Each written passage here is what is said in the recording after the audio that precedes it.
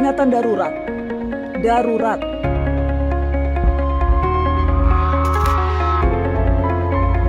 Kalau kalian melihat poster berwarna biru dengan tulisan peringatan darurat, ini memang darurat. Disebut darurat karena baru sekarang putusan MK langsung direspon DPR dengan membuat undang-undang yang dikebut hanya dalam 1 hari saja. Sekali lagi, 1 hari.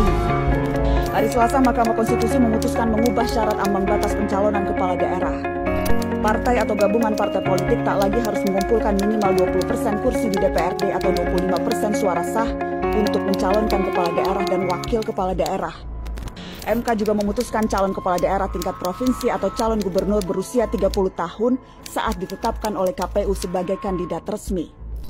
Putusan MK ini cukup progresif karena agak menjauh dari budaya kekuasaan kita yang hobi menyodorkan kandidat yang sangat sedikit hasil hompimah para elit. Setidaknya memungkinkan lebih banyak orang dan lebih banyak partai untuk maju dalam pilkada. Tapi semuanya batal, bubar. Besoknya DPR memutuskan ambang batas partai untuk mencalonkan pasangan dikembalikan ke aturan lama. Sedangkan usia kandidat diputuskan mengikuti keputusan Mahkamah Agung yang berusia 30 tahun saat dilantik. Sehingga memungkinkan Kaisang yang sudah dicalonkan sejumlah parpol bisa maju dalam kontestasi. Niatnya juga sudah tidak baik sejak awal. DPR mau menyiasati putusan MK yang sudah sangat jelas, mengikat dan final berlaku untuk semuanya. Bikin undang-undang dalam sehari mustahil ada naskah akademiknya, tidak mungkin ada sosialisasi rancangannya dulu. Apalagi mendengarkan aspirasi dan partisipasi kita sebagai rakyat.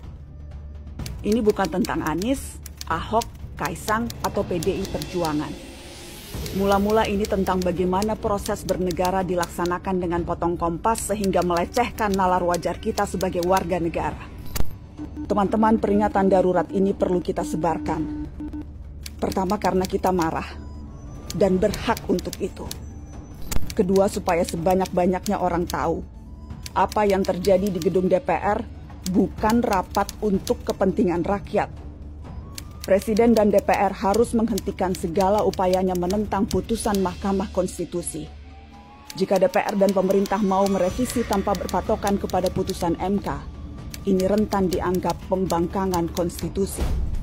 Dan saya cemas, pembangkangan konstitusi ini bisa berujung dengan pembangkangan sipil.